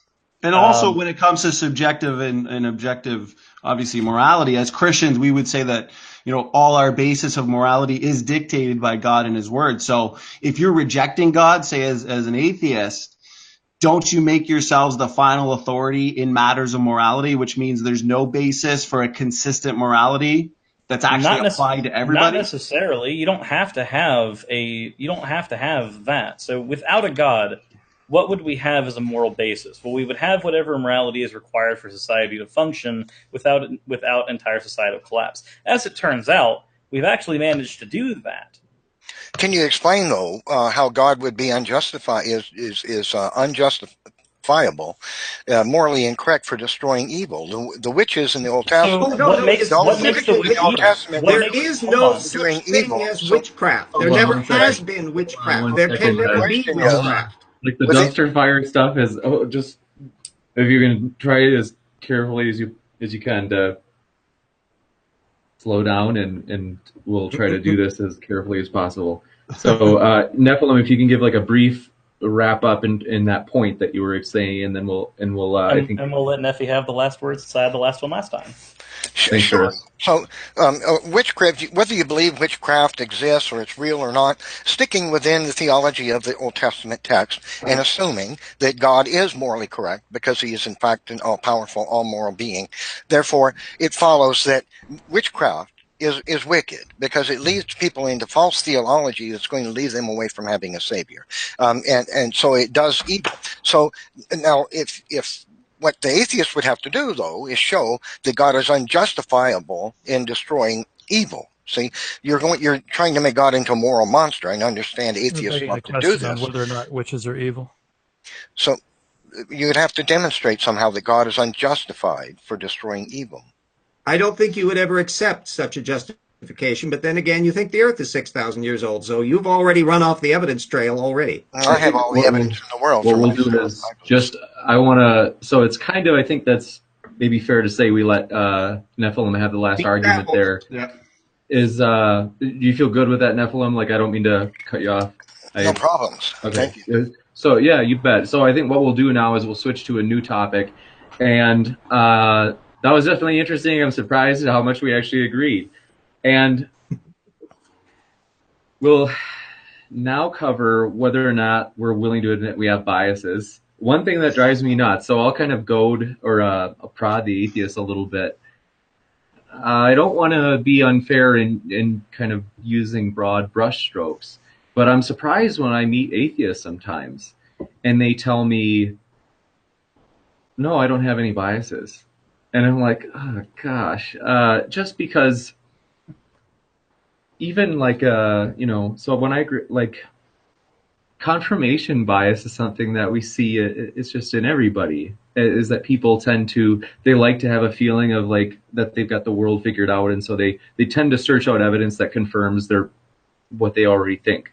And that might be like propositions such as Christianity is false, or there is no God, or there's no evidence for God. That could even be affected by confirmation bias. So I guess you could tell that I'm already ready to push into you. What are your thoughts?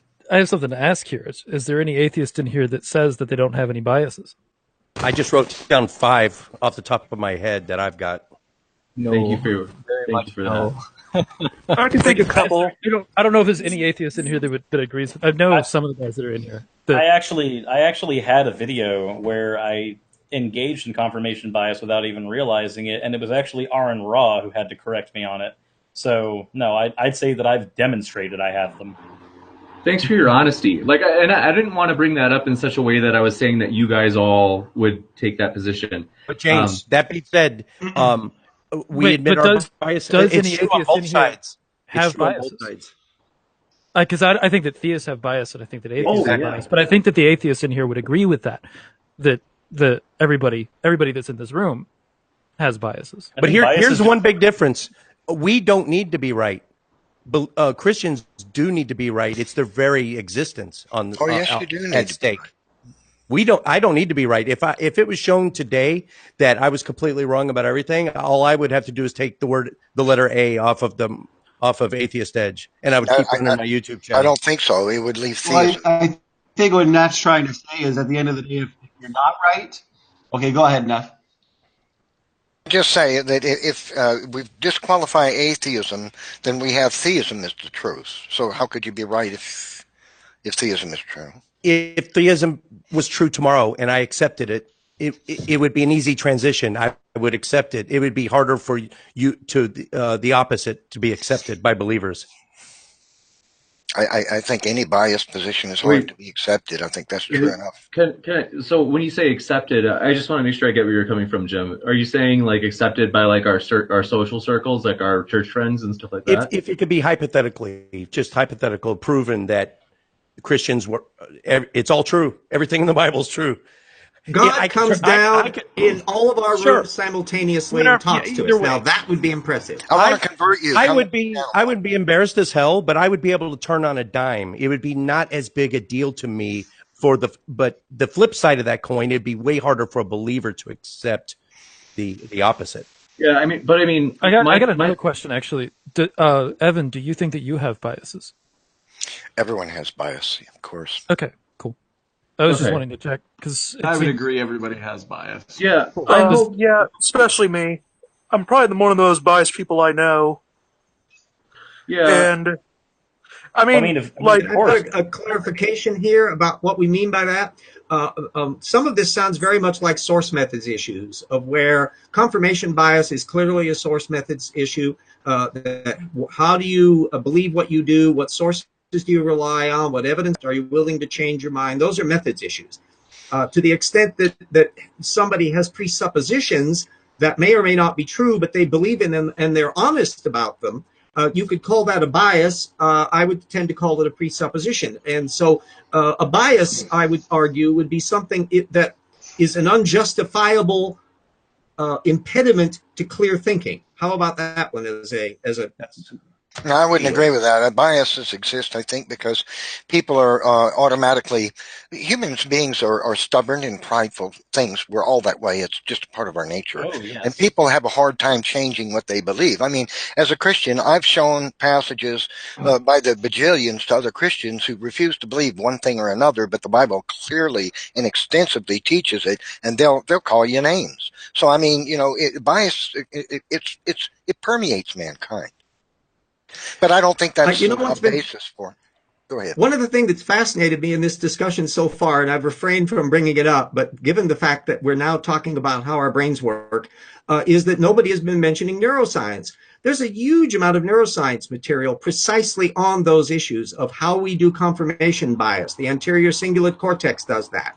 How do we do moral reasoning? We have an amygdala-based snap judgment system that gets in competition with our frontal cortex slower rational one. That's why the trolley problem produces such unusual results depending upon how you phrase it. All of the things that we're talking about how we do more biases, the neural system receptors that produce group mentality is the same one that fires for stranger. So there's this yin-yang balance that we go on. So many of the things that we talk about, our prejudices and our biases, have neurological bases and ultimately evolutionary ones. And if God designed all of this, then he's put a deck stack in. The truth is, there is no way to account for minds with physical materialism. The idea that the brain is the seat of all sentience and consciousness is not supportable. If in fact our brains were the producers of all our sentience, then opinions and free will simply don't exist, and I can easily dismiss everything that comes out of your mouth because there can't be any truth to it. Chemistry doesn't produce truth. When molecules interact with each other, they're not producing something that's true. They just interact because of the nature of the structural design. They don't produce anything. It's irrational to apply mental properties to matter. Mental properties can't be measured. They don't have dimension. You can't put a yardstick to it and say it's 2 centimeters long and it weighs 3 grams. Mental properties can't be applied. You can't measure them like you do, like you can physical objects. So human beings can only account for the non-physical fundamental entities they produce, like linguistics, algorithms, information, the aboutness, the process of observing the passing of time. These things can't be explained with the physical materialism of an atheist explaining that, or idea that minds are produced by brain. Jackson. We will be disagreeing on that. So what are the types of biases? Like if we can list like concrete, because everybody has confirmation. Go ahead, Jackson. Or sorry, my mind's lagging. So if we could list particular biases. Yeah, Jackson, sorry, mine was lagging, so it still had your hand up, even though that was a long time ago. Basically, I would say for me, one would be that obviously I do like the idea that there's an afterlife. That's like a broad starter. And then I like the specifics of, let's say, the Christian God over even other gods. Part of that might be because I'm used to it. You know, there's done a lot of psychological evidence that we tend to prefer what's familiar. Part of it might also be that there might actually be things that, all things being equal, if I wasn't already familiar with it, I'd still maybe prefer the Christian God for, you know, whatever the reason. So those are some reasons that I would say I'm biased, and I'm kind of curious what you guys would say what yours would be. Another one would be, I think that Jim might have been alluding to it, is that my social circles, definitely a lot of my friends are Christians. So I feel there's a lot of sociological evidence from Rodney Stark that we tend to kind of adopt eventually our closest friends' views. So I'm kind of curious what other biases there might be, both for the Christian side or for the atheist side. I envy you guys for believing that something lives on after death. That must be very comforting. The one bias that I thought of when we were prepping for the show was there's a biblical contradiction that atheists love to throw out there about Herod, who died, I think, in 4 BCE, and Quirinius, who became governor of Syria in 6 CE. So there's a 10-year date gap there when Jesus was born. And how do you account for that? And I had a doctor of apologetics explain to me in detail how Quirinius was earlier a co-legate of Galatia. And he showed me actual artifacts, and I changed my mind. I don't use that argument anymore. That's cool. I appreciate your intellectual honesty in giving that up. I would actually, that's actually a fun one, is if we want to talk about arguments that we used to use but don't use anymore. That's right. Actually, I've got plenty. But I'm curious, any other biases that you guys would want to, that you can think of? For me personally, I would say political bias is probably one thing I have definitely. You know, I go into libertarianism, so I do come at the point where I do recognize my bias on that. And I also know I have a historical bias. Like, when you get into history, that's one of the first things that they teach you is to recognize your bias. And so, you know, there are times when I have to say, like, when I look at the data, I read the books, and I do come to a conclusion. I have to keep in mind that that perhaps, you know, maybe I want this thing, like I'm maybe picking the evidence out and interpreting things, you know, based on, you know, what I'm reading and what I may be thinking is the most probable conclusion, which is, you know, is a bias. But I think that it's just a good thing to recognize. And I do think I have, of course, I think everyone has a bias to a degree. I just think it's about recognizing the bias that makes you better able to come out of it. And anybody else before I change the subject? Because it sounds like we might have already exhausted this one. Yeah, I think, you know, within the Christian circles, I mean, coming from an Anglican background, there's obviously a bias there where I'll tend to lean towards more Anglican scholarship. Within our Christian communities, some issues, I know, it may appear that maybe it's beneath us or to look at, but I think understanding the particular worldview that I grew up in, coming out of, you know, the traditional Anglican church, is obviously a number of my biases within the Christian community that obviously stands out for myself.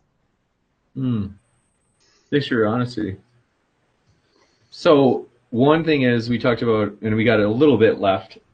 Otherwise, in the meantime, I'm going to say, hey, anybody have questions, please shoot them into the Q&A, and just, if it helps me, if you put an @modern-day-hysteria, that just lets me know that it's a question for me rather than somebody in the chat. So, arguments you don't use anymore.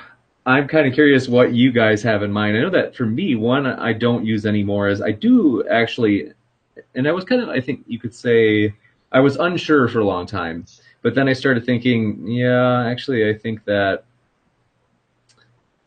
basically evolution, human evolution in particular, can explain moral, you could say, the cause of why we tend to behave morally on average. And so if you want to hear the explanation for that, I know some Christians might disagree with me, but I do think that there are actually like pretty sound explanations that granting long-scale evolution of even just human evolution, and I think even on a young Earth perspective, you could adopt this view that people, so when we do these like models of these computer simulations of what's the most adaptive strategy, cooperate or defect, the evidence suggests that cooperators tend to win so long as they don't let people keep defecting on them. So initially you cooperate, somebody defects on you, you defect back, and you don't do business with them anymore. Long story short, that's the argument that I would say, yeah, I don't think Christians should use this claim that we can't explain why people generally behave morally on atheism. I'm kind of curious what arguments you guys might have that you no longer use or wish your own side would give up. I think, I'm sorry to jump in, I think certain presuppositional arguments within the Christianity, I think they work well within our Christian communities, but I think here's where Christians maybe should rethink. I believe in it because my presupposition is I believe the Bible is true, or I believe these documents are correct because I just have faith in them without empirical evidence supporting it. So I think I know very early in my childhood I may have leaned in that direction. I think nowadays I tend more in a historical, evidential position as opposed to presuppositionalism. Yeah, I have no problem with presuppositionism just so long as the guy realizes that it's presuppositional.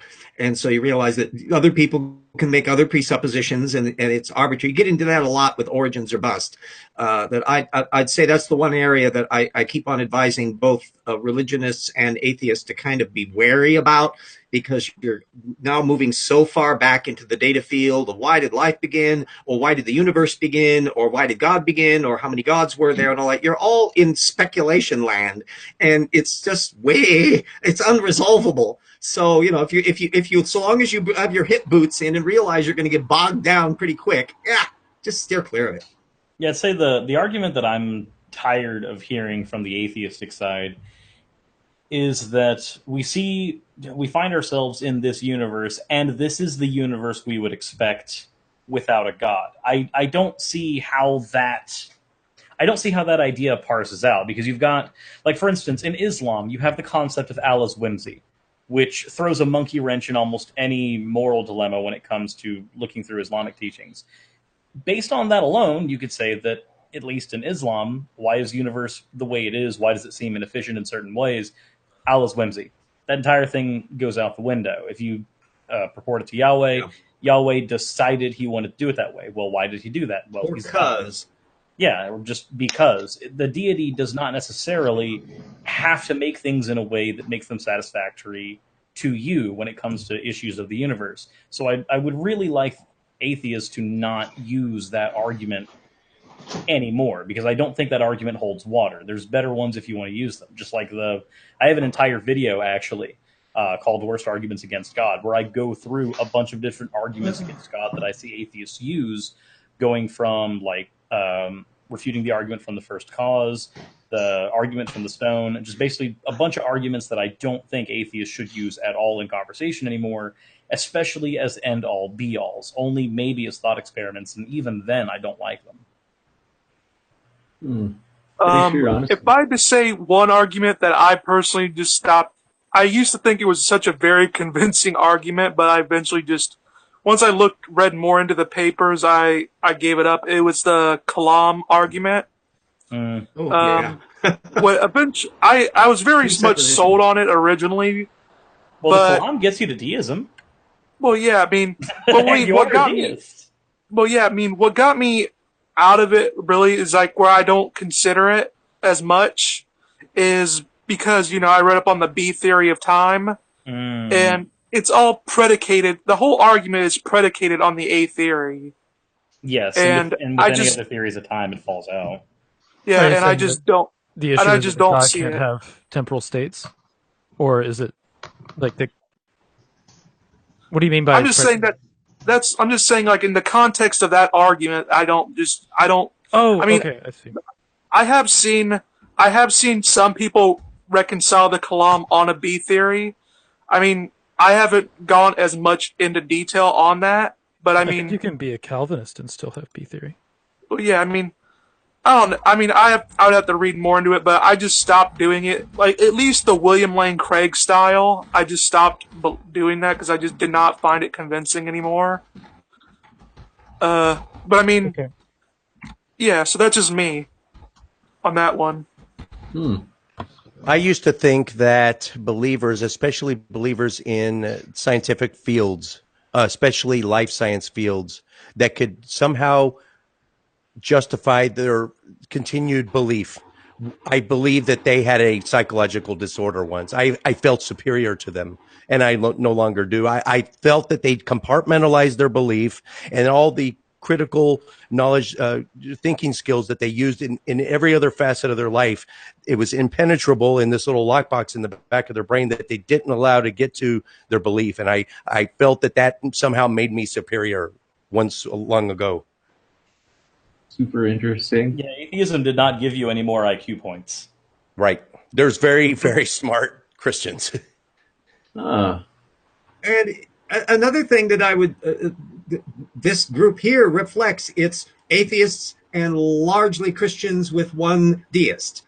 There's all a broad religious group around there. There's Zoroastrians, there are Shintoists, there are Muslims, and all the rest.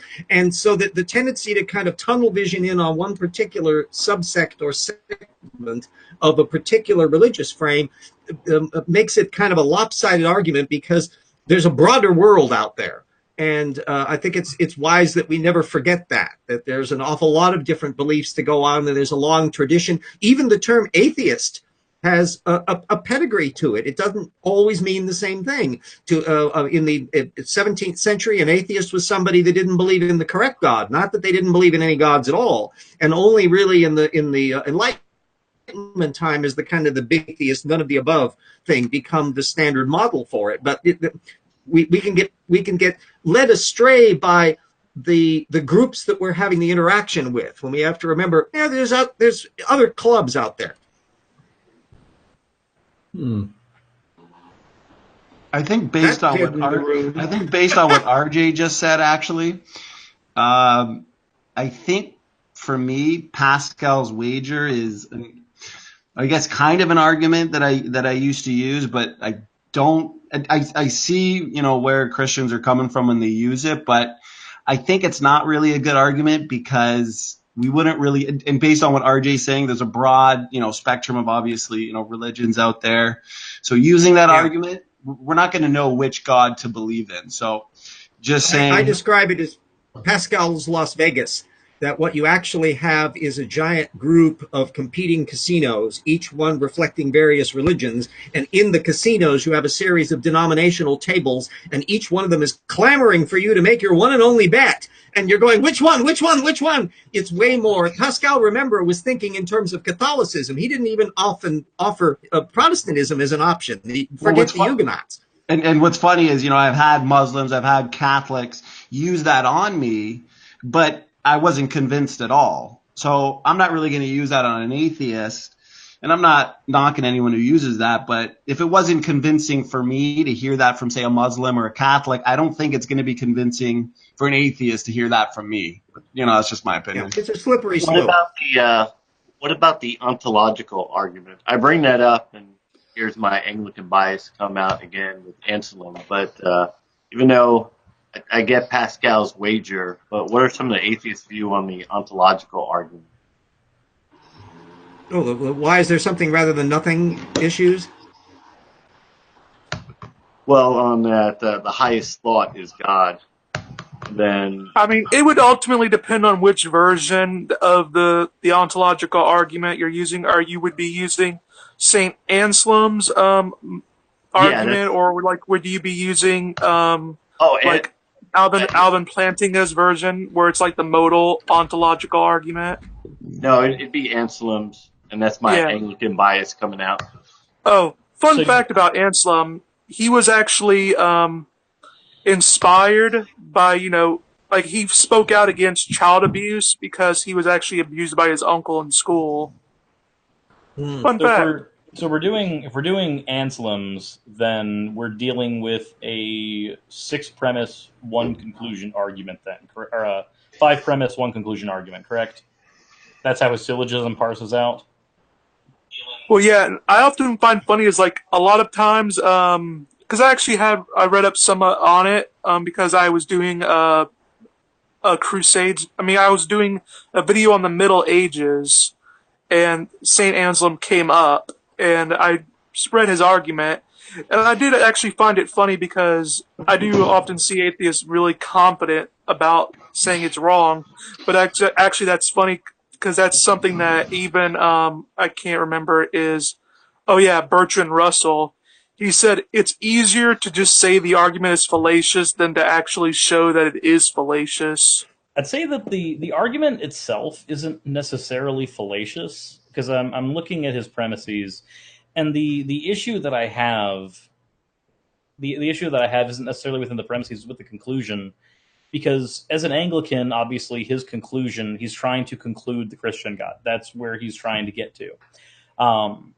The problem is, though, if somebody is positing in their mind a maximally great being that is not the Christian God, therefore that God exists. If we assume that all 5 of his premises are correct, then whatever God anybody thinks of that they can conceive as maximally greater than the Christian God must therefore exist. That's the issue that I have with that is almost the same issue I have with the Kalam, is that the Kalam can get you to deism fairly quickly with A theory, but it doesn't get you to any particular God, but William Lane Craig wishes that it could.